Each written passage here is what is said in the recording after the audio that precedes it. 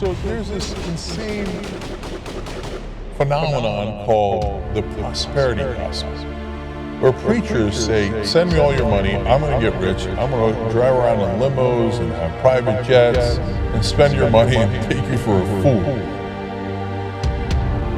I had enough money to buy a beautiful Cessna Citation jet, cash.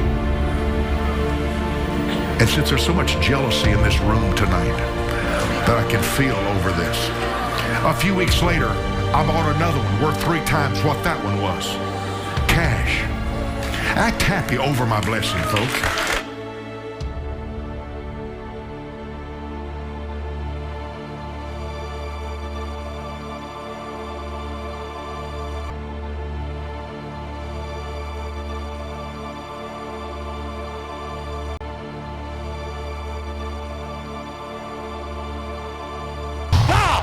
Every Sunday, the Reverend Creflo Dollar packs him in under the World Dome, his 8,500-seat church outside Atlanta.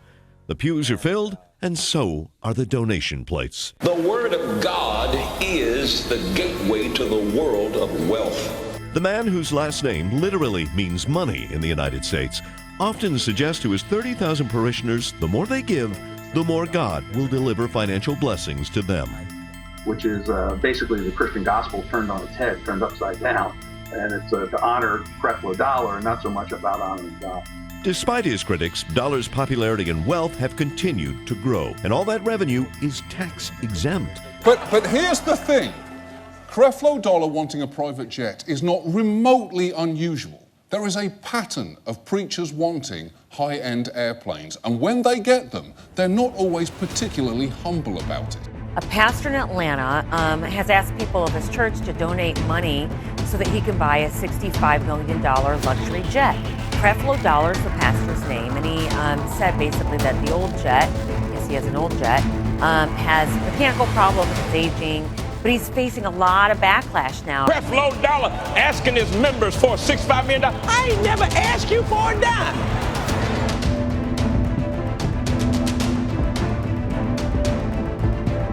The plane's 30 years old. I knew it was time to begin to believe God for a new airplane. Our current ministry plane is no longer usable. We need your help. And I ask all of our partners globally to get on board with Project G6 Space. In 2010, the Senate committee eventually gave up on any regulatory changes. And now, 5 years later, Dollar is looking to fly higher than ever. I can believe God as long as I want to. If I want to believe God for a $65 million plane, you cannot stop me. You cannot stop me from dreaming.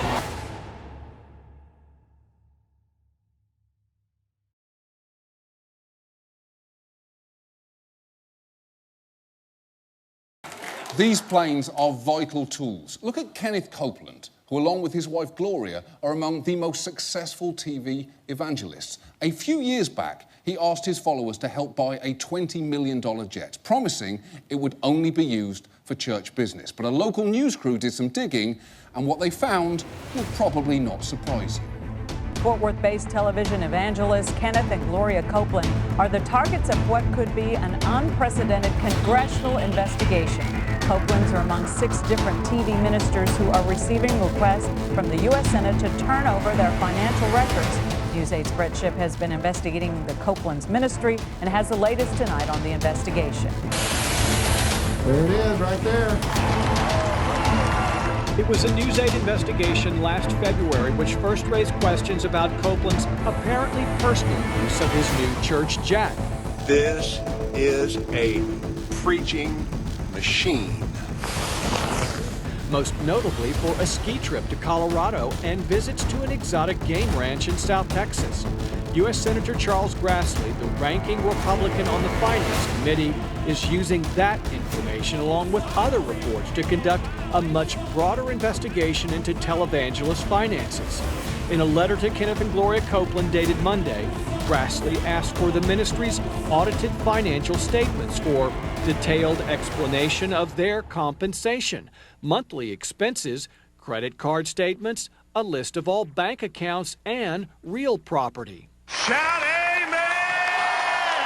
The Finance Committee also wants to know more about the $20 million executive jet, including all of its flight records. How are you? Good to see you, sir. Just weeks ago, News 8 had an opportunity to ask Copeland face-to-face about his personal use of the jet. Are you misusing your airplane, sir? No, I'm not. Not going to Colorado to ski and going to Uvalde to hunt? You're not using that airplane for those purposes? That's none of your business. Just getting into a prophetic vein. Mama moko solo lo basata. Manda de king de din de debo. Someone with a digestive tract problems, quickly call. Manda de bakasata. We've seen midgets grow. We've seen arms and legs that stop growing because the growth cells that stop. Manda de basata. I don't make this stuff up. Please, you can't say I don't make this stuff up. Just 5 seconds after you said the words Manda Casabasanda. Earlier this month, Senator Chuck Grassley, the ranking Republican on the Senate Finance Committee, began an investigation of 6 prominent Christian ministries. He wants to know if they have illegally used donations to fund lavish lifestyles. Senator Grassley sent letters probing a wide range of areas, everything from checking and savings accounts to airplanes and fancy cars. A former Bay Area church pastor accused of stealing thousands from the congregation he served. Cape Coral police are investigating Jeff Countryman for theft while he was a pastor at Cape Christian Fellowship. This as leaders at Countryside Christian Church say they too were victims. Leaders of the Clearwater Church say Countryman engaged in a sophisticated financial scheme during his 6-month tenure there. They say Hey guys, this has a lot more to do than just politics. New Era Detroit, they call it church accountability. Taking congregations to task for not serving the community in their estimation as those churches should. They say something doesn't add up when a pastor makes a lot of money, drives a luxury car, and yet the people who live near his church are in poverty.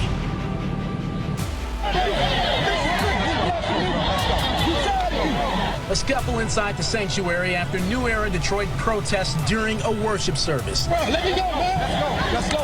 Zeke, the leader of the group, offered no apologies for the dust-up at Great Faith Ministry Saturday, only the reasoning behind it. This situation is bigger than just Wayne T. Jackson. This is about black churches and black pastors who live a lavish life on behalf of the people, and they're not giving back to their community. He's referring to Bishop Wayne T. Jackson, the wealthy pastor that welcomed Donald Trump, drives a Rolls Royce, and lives in a mansion. Zeke was there for the offering Saturday. When they started the offering at $1,000, and then they said if you don't got $1,000, then do $300. And if you don't got cash, then we got ATM machines. I don't understand that logic. I don't understand that way of thinking, and I don't understand that to be what religion is. New Era Detroit says the neighborhood surrounding Great Faith Ministries is by and large impoverished. This guy has networks, churches, fancy cars, you know what I mean, $1 million houses, and there's babies in this community that's going without food at night. Somebody has to be frustrated about this enough to do something that will get people's attention.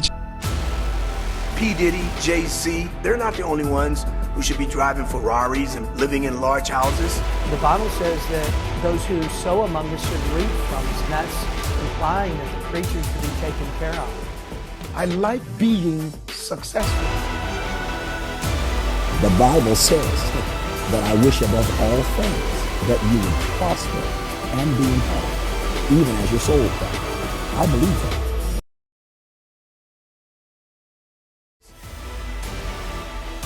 Tonight, a Charlotte pastor is accused of disappearing with nearly $500,000 of other people's money. It's Monday morning. You didn't become a millionaire last week?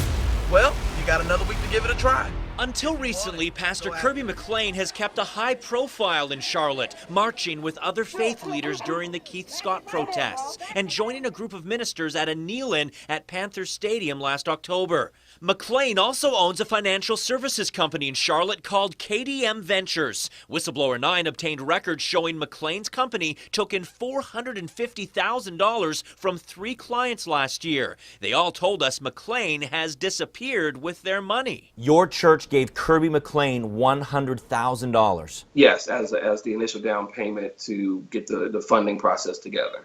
Dr. Mike Scruggs is the senior pastor of a growing church in Cincinnati. His congregation raised $100,000 to help purchase this building. They gave that money to McLean's company to fund a loan. But now, 10 months later, the money is gone and McLean hasn't lived up to his side of the deal. Stephen Furtick is one of those pastors who believes in the prosperity gospel, meaning that he stands to profit considerably through his ideology, and people are willing to give him a tremendous amount of money. Now, Stephen Furtick has also been criticized quite a bit because of the fact that he lives in a mega mansion. So, according to the Raw story, the 35-year-old Furtick has faced intense local scrutiny after building a 16,000 square foot home on 19 acres valued at $1.6 million, which church officials said the pastor bought for a measly $325,000.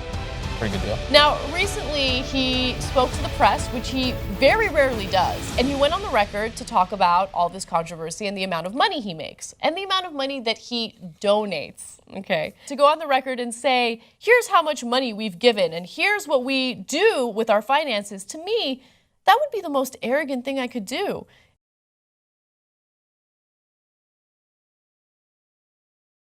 So there's this insane phenomenon called the prosperity gospel, where preachers say, send me all your money, I'm going to get rich, I'm going to drive around in limos and have private jets and spend your money and take you for a fool. A pastor in Atlanta has asked people of his church to donate money so that he can buy a $65 million luxury jet. Creflo Dollar is the pastor's name, and he said basically that the old jet, yes, he has an old jet, has mechanical problems, it's aging, but he's facing a lot of backlash now. I tell you that Jesus Christ wants me to fly on a private jet. How can anybody believe this? Black preachers do it, white preachers do it. There's a black preacher named Creflo Dollar. He changed his name to Dollar. And people were like, oh yeah, absolutely. Yeah, here you go. Here's all my life savings. Go ahead. Please let me into heaven. Yeah, because God, when he's figuring out who's going to get into heaven, is going to ask Creflo Dollar. Hey, Creflo, how much did they pay you? They paid you, oh, how many jets you got? Oh, you're up to 6. All right, go ahead, let him into heaven. Who can possibly believe that? And they're going to talk about why they need private jets.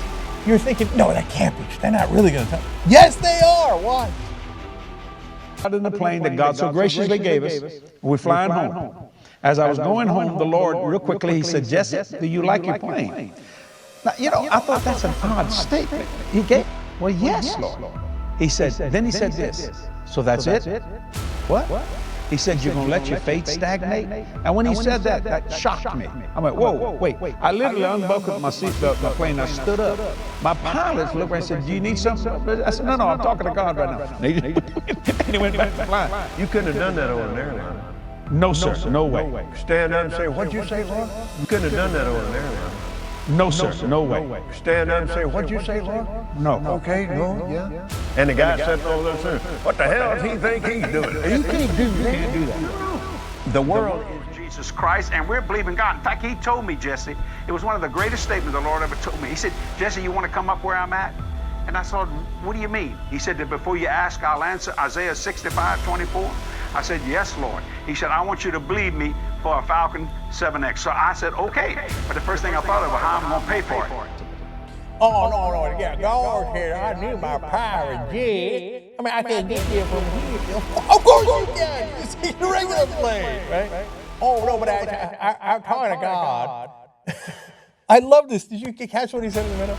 First of all, they're having a show where this guy claims he's talking to God, and God is telling him to buy a second jet. He says, you don't want your ministry to stagnate, do you? Because if you only had one private jet, wow, Jesus would be very displeased.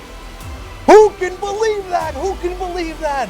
But apparently millions of Americans. They're like, oh, yeah, no. God probably wanted to talk to this guy.